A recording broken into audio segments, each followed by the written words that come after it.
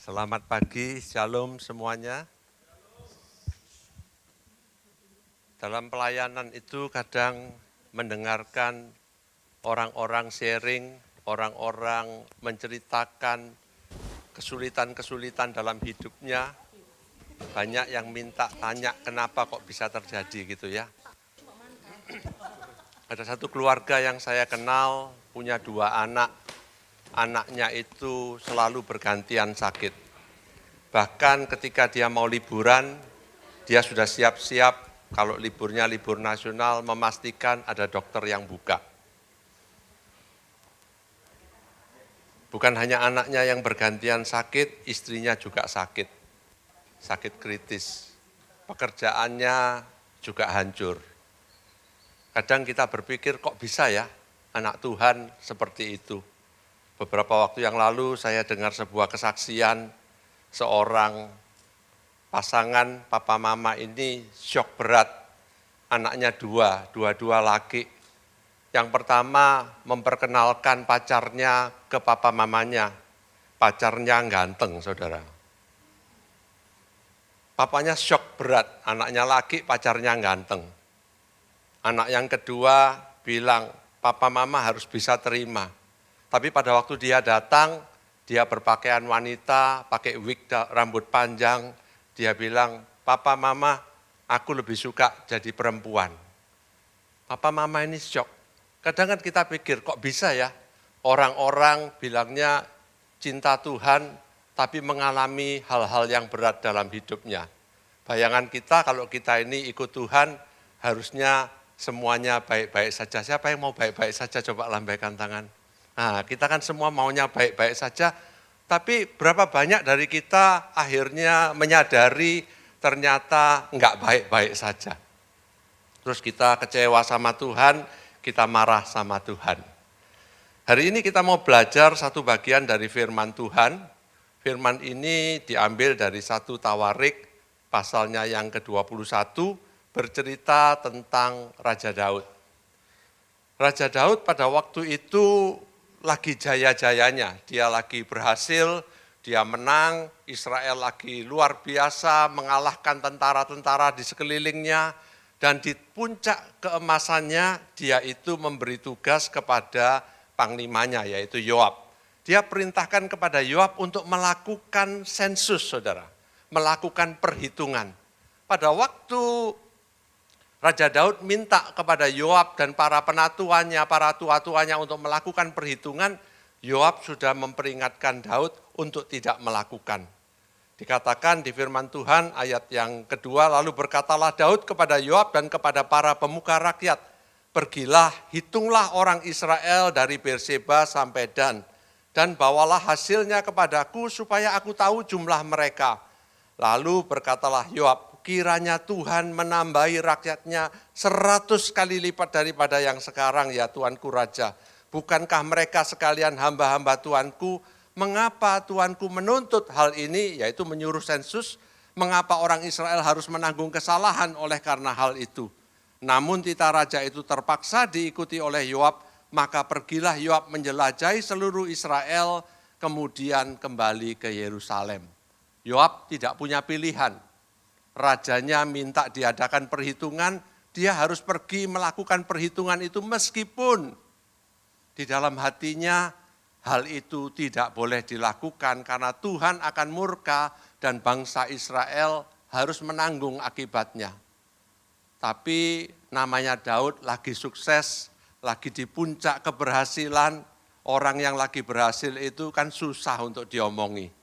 Orang kalau lagi kuat-kuatnya itu kalau diberitahu kan sulit, saudara. Jadi ketika Daud diberitahu dia enggak mau, dia pikir apa sih yang Tuhan bisa lakukan? Aku ini sudah hebat loh, aku ini sudah ngetop loh, aku ini sudah kaya loh, aku ini sudah tenar loh. Semua orang memuji-muji aku, apa yang Tuhan bisa lakukan? Dia bilang tetap dilakukan, tetap dilakukan. Akhirnya Yoab pergi, saudara. Yoab pergi, dilakukan sensus dan dilaporkan kepada Raja Daud. Ada beberapa suku yang sengaja oleh Yoab tidak dilakukan karena dia katakan ini hal yang jahat di mata Tuhan. Karena di perjanjian lama pernah diadakan perhitungan, tapi setiap orang itu harus memberikan korban untuk Tuhan. Karena setiap orang itu adalah miliknya Tuhan.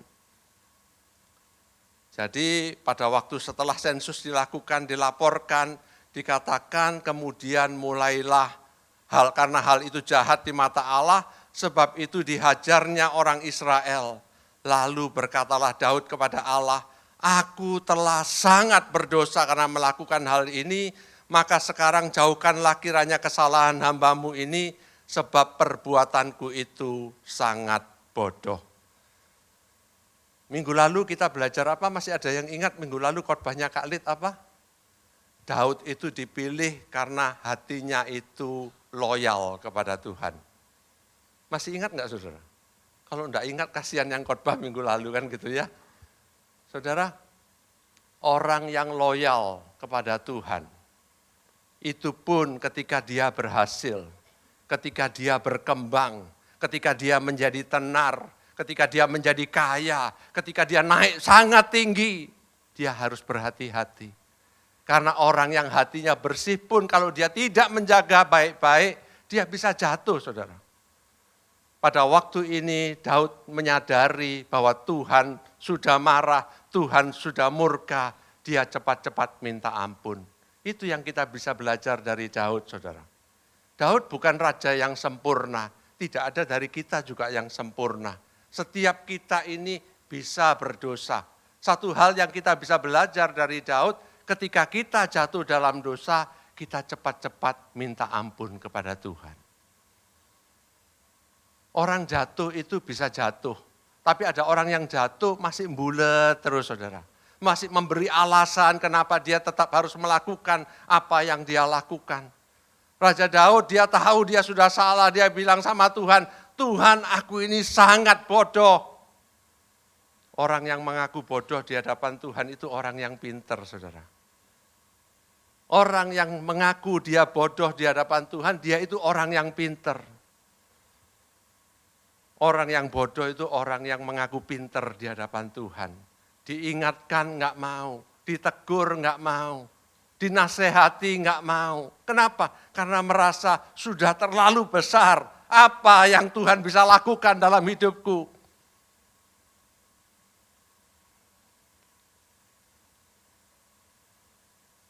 Banyak orang ditanya, kenapa kamu kok korupsi? Bosku pelit. Makanya aku korupsi. Kalau minta kan enggak dikasih. Punya alasan, saudara. Kenapa kamu kok selingkuh? Iya, suamiku itu kurang baik.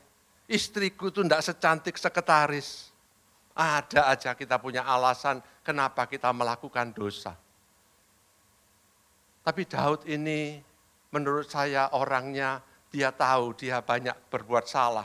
Tapi begitu dia tahu dia salah, dia cepat-cepat minta ampun sama Tuhan. Yang pertama, hati-hati ketika Tuhan mengaitkan kehidupan kita. Kita menjadi orang yang berhasil, pekerjaan kita melebar kemana-mana, kita mulai menjadi tenar, kita mulai dipuji-puji orang. Hati-hati, saudara. Bilangnya kalau jatuhnya dari tempat yang tinggi itu lebih sakit, saudara. Kalau jatuhnya cuma dari satu tangga itu enggak apa-apa. Tapi kalau jatuhnya dari tempat yang tinggi itu sangat menyakitkan. Yang kedua yang kita perlu belajar yaitu dosa itu selalu mendatangkan hukuman. Kekristenan modern itu jarang yang takut sama Tuhan. Karena kita pikir kalaupun kita dosa Tuhan itu kan baik. Kalaupun kita dosa Tuhan kan pasti mengerti. Jadi orang Kristen modern itu enggak ada yang takut sama Tuhan. Lebih takut setan daripada takut Tuhan. Betul enggak, saudara? Orang Kristen modern ini kalau ada orang kesurupan dia lebih takut daripada dia melanggar firman Tuhan. Ketika orang itu berdosa, penghukuman itu pasti. Tuh, kalau memang dosa itu harus dihukum, untuk apa Yesus mati di kayu salib? Dosanya bisa diampuni kalau kita datang dan bertobat. Tapi konsekuensi dosa seringkali harus ditanggung. Itu yang kadang kita nggak bisa membedakan antara dosa yang diampuni dengan konsekuensi dosa. Misalnya, saya memukul Dr. Paulus gitu ya. Oh mungkin Dr. Paulus dia sabar, dia tidak akan marah. Misalnya saya memukul istrinya gitu ya, dia pasti sebagai suami, dia pasti marah. Apakah kalau saya bilang, Pak Dr. Paulus saya minta ampun, saya sungguh-sungguh minta maaf, dia bisa ampuni enggak? Bisa saja. Tapi belum tentu saya lepas dari konsekuensi daripada apa yang saya lakukan. Bisa saja saudara harus mengunjungi saya di Polsek karena saya ditahan di sana. Betul saudara ya? Itu bedanya antara pengampunan dan konsekuensi yang kadang kita jalani.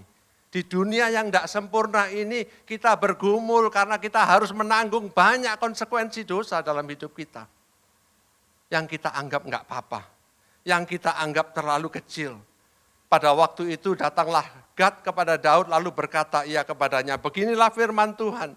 Haruslah engkau memilih 3 tahun kelaparan, 3 bulan lamanya melarikan diri dari hadapan lawan, atau sedang pedang musuhmu menyusul engkau, atau 3 hari pedang Tuhan, yakni penyakit sampar ada di negeri ini. Dan malaikat Tuhan mendatangkan kemusnahan di seluruh daerah orang Israel.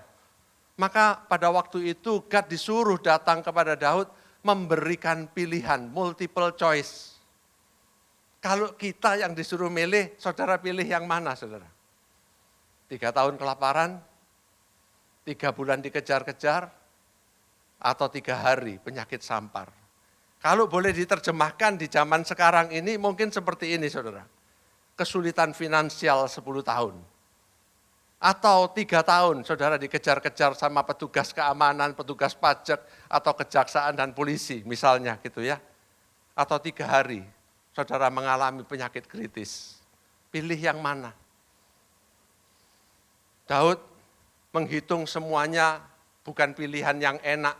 Daud kemudian memilih salah satunya, dia bilang pertimbangannya cuma satu, daripada jatuh di tangan manusia, lebih baik jatuh di tangan Tuhan, karena Tuhan itu besar kasih setianya. Mau dihukum seberapapun oleh Tuhan, Tuhan itu punya kasih setia. Pasti Tuhan itu akan berhenti. Jadi dia memilih yang ketiga, penyakit sampar akan menghabisi bangsa Israel selama 3 hari. Mungkin saudara bilang, Cip, ojo diweden-wedeni aku tentang Tuhan. Saya mau beritahu satu hal saudara, tidak ada kata-kata yang cukup untuk menjelaskan betapa baiknya Tuhan itu.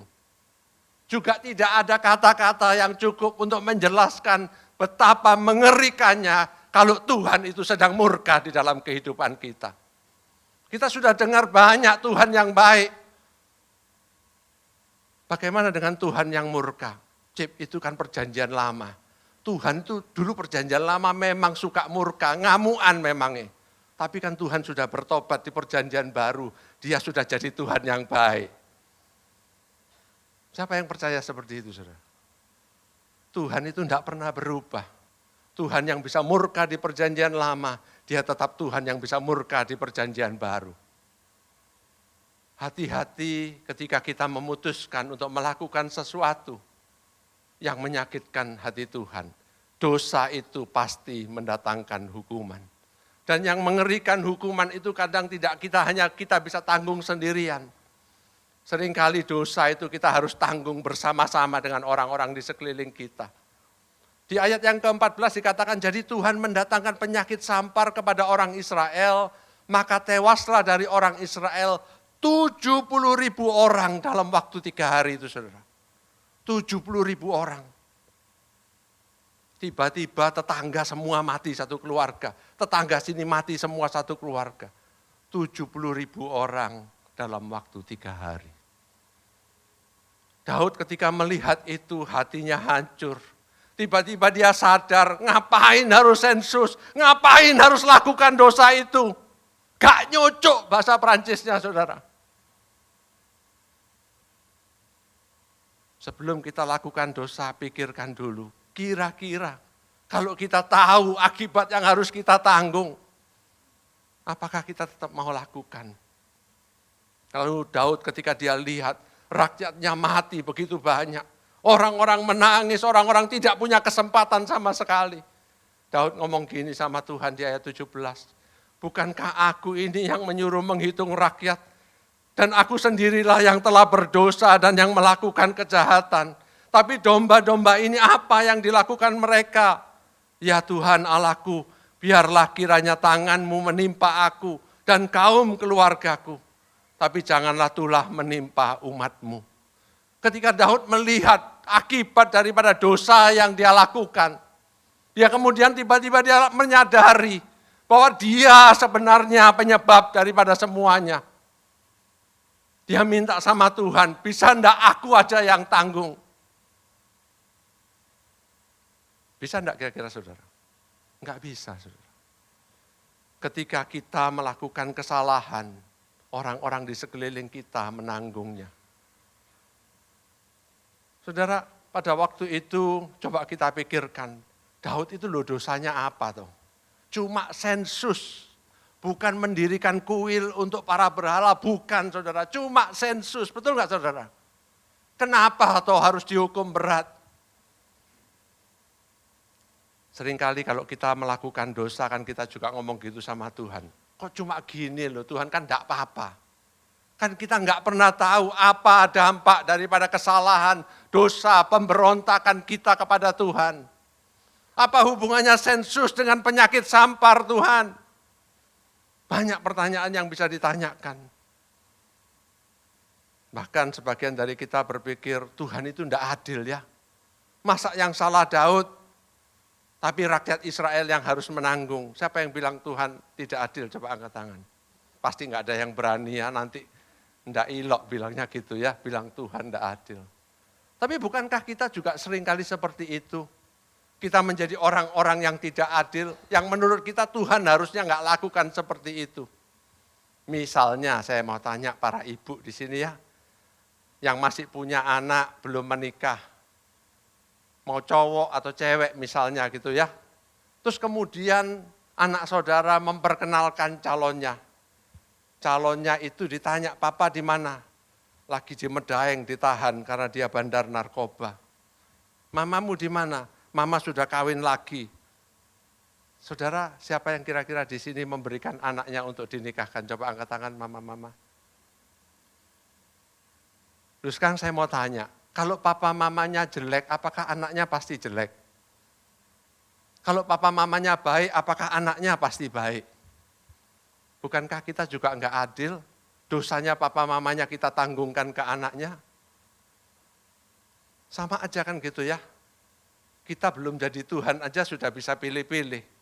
Dia Tuhan pemilik alam semesta. Dia tahu apa yang terbaik. Dia sudah berikan yang terbaik untuk kita. Dia menuntut kepada kita untuk kita taat kepada Dia.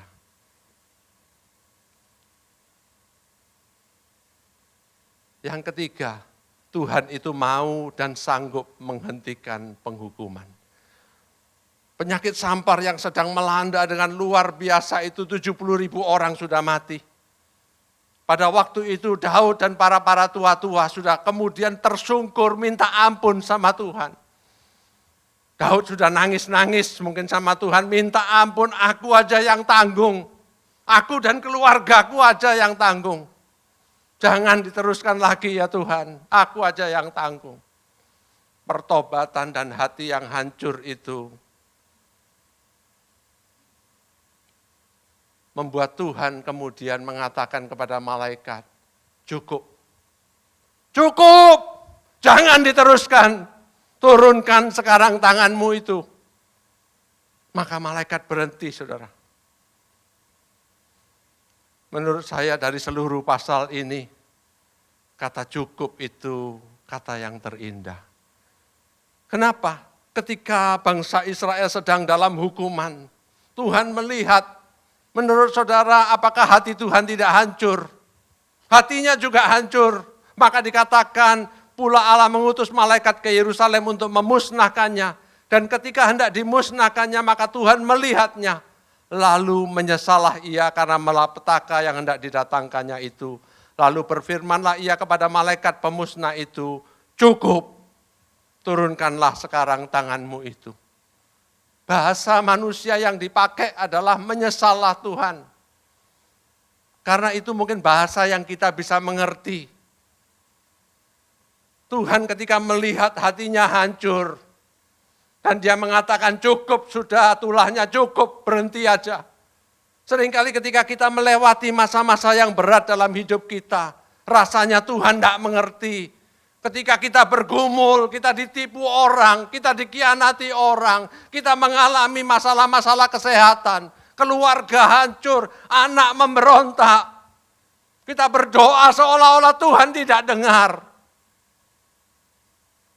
Tuhan juga bersama-sama dengan kita. Dia tahu apa yang kita lalui.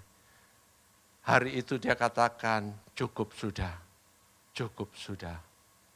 Saya percaya kata cukup itu Tuhan juga katakan kepada kita-kita yang datang merendahkan diri, bertobat atas dosa-dosa kita. Tuhan juga akan katakan, cukup, cukup. Hari ini cukup sudah. Hari ini adalah hari pemulihan. Kasih Tuhan itu lebih besar daripada murkanya. Pada waktu Daud dipanggil dan disuruh memilih, dia memilih untuk jatuh di tangan Tuhan karena dia katakan kasih setianya sangat besar, kasih sayangnya itu sangat besar. Itulah Tuhan yang kita punya. Pada waktu saya menyiapkan firman ini, saya pada waktu baca, saya bacanya cepat saudara. Kemudian saya langsung baca ke bagian akhir daripada pasal ini tentang di mana Ornan itu mempersembahkan pengirikannya untuk dipersembahkan kepada Tuhan. Saya baca ketika Daud ditawarkan untuk diberikan tempat pengirikan yang gratis itu, Daud mengatakan, aku enggak mau ngasih Tuhan hal-hal yang gratisan. Wah, sangat menarik bagi saya ayat itu. Tapi saya kelewatan, saudara. Saya salah fokus, saya berharap bahwa manusia ini bisa berjuang untuk menyelesaikan dosanya. Tapi di ayat yang sebelumnya, di ayat yang ke-15 tadi, Tuhan mengatakan cukup sebelum semua orang mempersembahkan apa-apa. Ornan belum memikirkan untuk memberikan pengirikannya. Daud juga belum berpikirkan untuk membeli tempat pengirikan Ornan.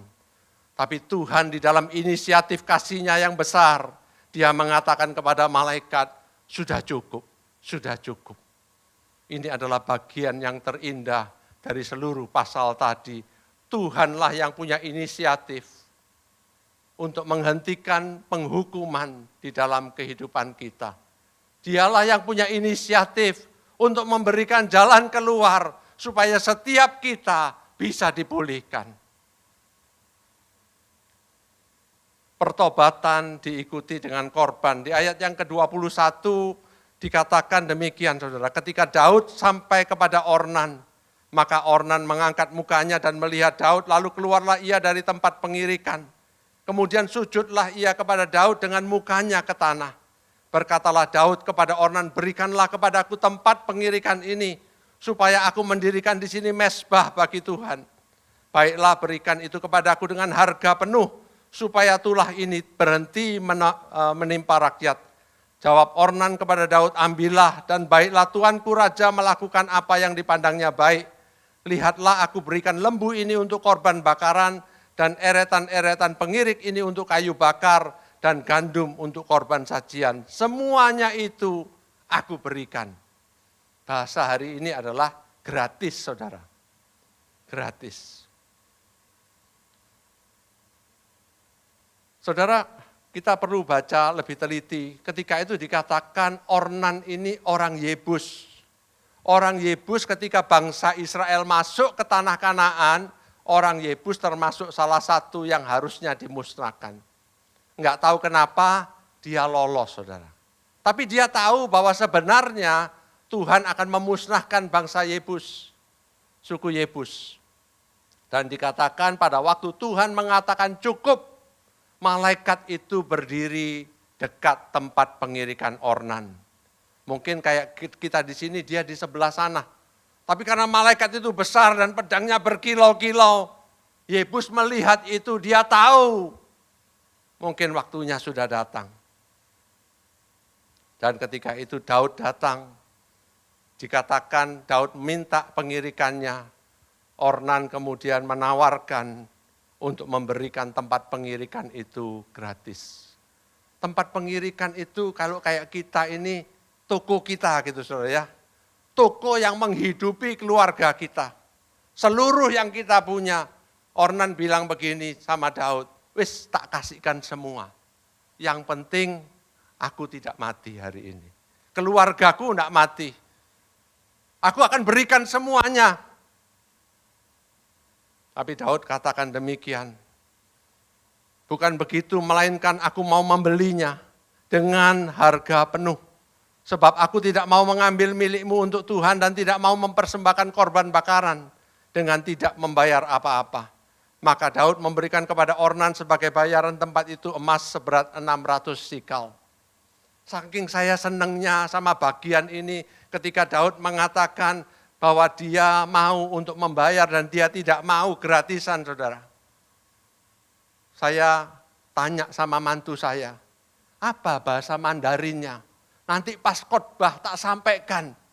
Karena begitu kerennya kata-kata Daud ini. Jadi saya belajar kalau salah tolong diampuni. Saudara. Saya dikasih tahu bunyinya seperti ini. Wo iting yao anju jiamai. Wo bu yao xiang ju xian sang ni de dongxi. Bu yao xian sang bai bai de lai de qi seng. Artinya, ada yang mengerti salah atau enggak? Hanya ada beberapa yang mengerti. Tapi karena sama-sama enggak mengerti, anggap aja sudah betul tadi saudara ya. Artinya aku enggak mau memberikan sesuatu yang gratis. Aku mau bayar harganya. Pertobatan yang benar itu selalu disertai, diikuti dengan ucapan syukur kepada Tuhan. Kalau ada orang mengatakan aku bertobat dan tidak memberikan korban syukurnya, maka kemungkinan kita enggak sungguh-sungguh bertobat. Ornan karena tahu dia dilepaskan, dia mau berikan semuanya. Pengirikannya, lembu-lembunya, kayu-kayunya, semua hasil pengirikannya dia mau berikan semuanya. Karena dia tahu dia punya kesempatan untuk hidup lagi. Keselamatan bagi dia lebih berarti daripada seluruh hartanya. Bagi Daud, saya hitung 600 sikal, saya Google, keluarnya uang 10 miliar zaman sekarang. Tapi bagi raja itu kan enggak besar. Bagi Ornan itu segala-galanya.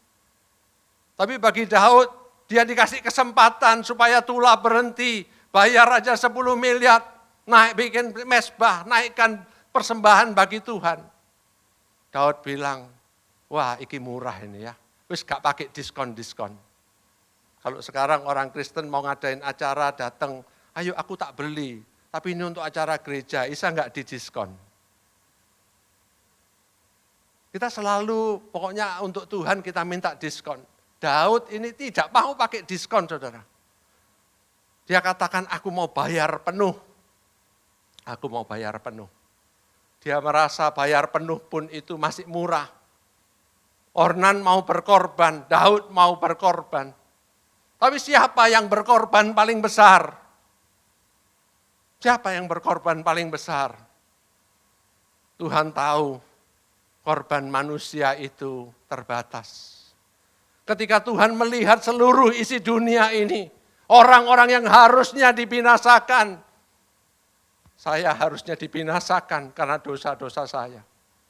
Setiap kita harusnya dibinasakan karena dosa-dosa kita. Bukan hanya mereka yang 70.000. Karena itulah Tuhan memilih korban yang termahal, yaitu dia korbankan anaknya yang tunggal. Karena dia tahu enggak ada korban yang cukup untuk menebus setiap kita. Setiap pertobatan harus ada korban yang dinaikkan. Setiap pertobatan harus merubah kehidupan kita. Pada waktu itu Ornan mempersembahkan pengirikannya. Daud mengorbankan uangnya. Apa yang kita mau berikan kepada Tuhan kalau hari ini kita mau datang dan mempersembahkan korban bagi dia. Mungkin ada yang berpikir, pasti ini ngomongnya soal uang. Uang itu yang terakhir, saudara. Uang itu yang terakhir, saudara. apakah kita mau mempersembahkan hidup kita? Kalau kita bertobat tapi hidup kita pegangi untuk diri kita sendiri, kita nggak pernah bertobat sebetulnya. Apakah hati kita mau persembahkan untuk Tuhan? Hari ini hari yang terbaik untuk kita merendahkan diri. Datang untuk bertobat. Karena saya percaya hari ini Tuhan katakan cukup. Pemulihan akan dimulai. Saya nggak tahu apa yang saudara hadapi hari-hari ini. Mari kita persembahkan hidup kita. Kalau orang mempersembahkan hidupnya, maka dia akan mempersembahkan segalanya di dalam hidupnya. Uang cuma salah satunya. Waktu kita, hobi kita, segala yang kita senangi. Cara kehidupan kita yang sia-sia, kita akan persembahkan bagi Dia. Saya percaya hari ini adalah hari pemulihan. Siapa percaya? Tuhan memberikan pemulihan hari ini. Hari ini adalah hari pemulihan. Mari kita merendahkan diri kita datang kepada Dia. Saya undang para pemain musik. Satu kali saya ini datang pelayanan di luar pulau. Saudara. Kemudian teman saya ini jemput saya, kemudian dia cerita-cerita. Dia ceritakan masa lalunya. Dia bertobat, lahir baru, masuk sekolah Alkitab. Tujuannya cuma satu, pengen jadi hamba Tuhan. Akhirnya dia menjadi gembala sidang di sebuah gereja. Di dalam pelayanannya, dia kecewa dengan orang-orang, dengan sinode. Dan kemudian dia memutuskan, rasanya percuma ya jadi orang Kristen ya. Lebih baik jadi orang baik aja. Dia memutuskan keluar dari gereja, nggak usah gereja-gerejaan. Dia memulai usaha makanan. Karena dia pintar masak, usaha makanannya jalan dengan luar biasa. Buka satu, sukses, buka dua. Yang penting jadi orang baik. Anak-anaknya kalau mau ke gereja dia antarkan untuk sekolah minggu, tapi dia nggak mau ke gereja. Teman-temannya ajak nggak mau. Ketika anaknya yang ketiga lahir, anak yang ketiga ini punya kekurangan. Dia tidak bisa berdiri. Sampai hampir usia 3 tahun selalu merangkak. Bukan hanya tidak bisa berdiri, anaknya ini juga nggak bisa ngomong. Jadi kalau buang air, minta maaf di sembarang tempat. Terpaksa harus di diapers terus. Bawa kemana-mana, ke dokter, ke Singapura, kemana, nggak bisa. Teman-temannya ayo balik gereja, ayo balik gereja. Dia bilang nggak usah wis. Jadi orang baik lebih penting daripada jadi orang Kristen. Sampai satu hari dia memutuskan dalam hatinya, dia mau ke gereja. Dia bilang pagi itu Cip, di kamarku aku lagi siap-siap untuk pergi. Aku pakai celana panjangku. Anakku merangkak masuk. Dia pegangan celanaku. Dia pegangan memanjat celanaku. Anak itu pada waktu itu pertama kali bisa berdiri dan panggil papa. Dia histeris, dia panggil istrinya. Mereka kedua-duanya menangis. Pertama kali anak ini bisa berdiri dan panggil papa. Beberapa hari kemudian anak ini bisa panggil mama. Kata papa, mama itu kata yang paling indah yang dia pernah dengar. Hari-hari ke depannya, anak ini mulai bisa ngomong pup, mau ke WC, bisa ngomong pipis. Anaknya bertumbuh menjadi anak yang pandai, jadi atlet di PON, sekarang sudah bekerja. Dia bilang, aku belum ke gereja, tapi pada pagi itu ketika aku memutuskan untuk kembali sama Tuhan, memulai hidupku lagi sama Tuhan, pemulihan itu terjadi. Kita mau dengar selalu bagaimana kita bisa keluar dari permasalahan kita. Permasalahan kita yang terbesar bukan pekerjaan kita. Permasalahan kita yang terbesar bukan pemberontakan anak-anak kita. Permasalahan kita yang terbesar bukan penyakit kita. Permasalahan kita yang terbesar adalah hubungan kita yang hancur dengan Bapa kita. Mari kita datang, ini waktunya. Kasih Tuhan sudah disediakan bagi kita. Roma 2 ayat 4 dan 5 mengatakan, maukah engkau menganggap sepi kekayaan kemurahannya, kesabarannya dan kelapangan hatinya? Tidakkah engkau tahu bahwa maksud kemurahan Allah ialah menuntun engkau kepada pertobatan? Tetapi oleh kekerasan hatimu yang tidak mau bertobat, engkau menimbun murka atas dirimu sendiri. Pada hari waktu mana murka dan hukuman Allah yang adil akan dinyatakan. Ketika saya baca ayat-ayat ini, ada satu harapan di dalam hati saya. Pemulihan sedang terjadi. Pemulihan sedang terjadi. Tapi maukah kita datang merendahkan diri, meninggalkan dosa-dosa pemberontakan kita? Dia Bapa yang begitu besar kasih-Nya. Dia menantikan kita. Mari kita bangkit berdiri sama-sama. Kita nyanyikan lagu ini. Kita mau datang menyembah Dia.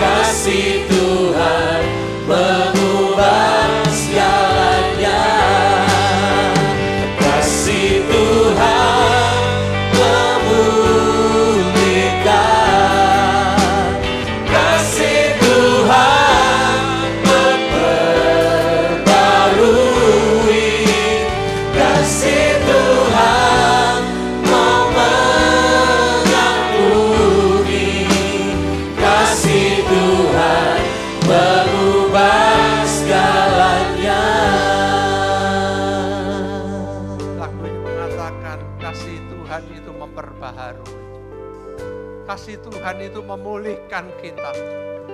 Kasih-Nya itu yang mengampuni dosa pemberontakan kita. Lupakan semuanya, mari kita datang kepada Tuhan. Mari kita rendahkan diri kita. Kalau firman ini berbicara di dalam hati kita, Tuhan sudah mengatakan hari ini hari pemulihan. Mari kita datang meninggalkan dosa pemberontakan kita. Percaya Tuhan sanggup mengampuni, Tuhan sanggup memulihkan. Kita nyanyikan lagi, kasih Tuhan memulihkan. Kasih Tuhan memulihkan, kasih Tuhan memperbarui, kasih Tuhan mau mengampuni, kasih Tuhan mengubah segalanya, kasih Tuhan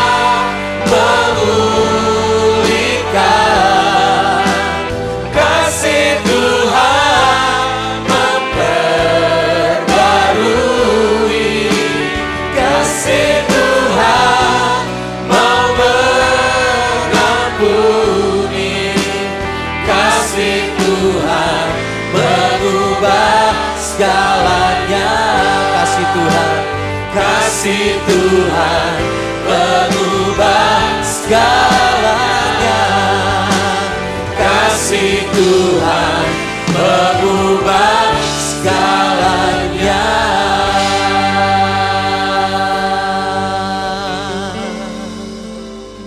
Biarlah kasih Tuhan itu yang menjamah setiap hidup kita. Kalau kita datang pagi hari ini, kita tidak mengerti apa yang sedang terjadi di dalam kehidupan kita. Rasanya masalah kita tidak ada ujungnya. Persoalan yang kita hadapi datang bertubi-tubi. Biarlah kita tahu bahwa kasih Tuhan itu kasih yang terbesar. Dia sudah berikan anaknya untuk tebus dosa-dosa kita. Mari kita datang merendahkan diri. Kalau ada dosa yang memang kita Tuhan ingatkan, mari kita datang, kita minta ampun. Waktu yang terbaik. Karena saya percaya Dia hadir untuk memulihkan kehidupan kita.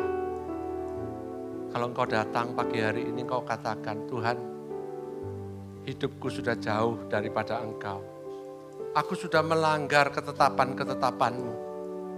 Pagi ini, aku mau datang minta ampun.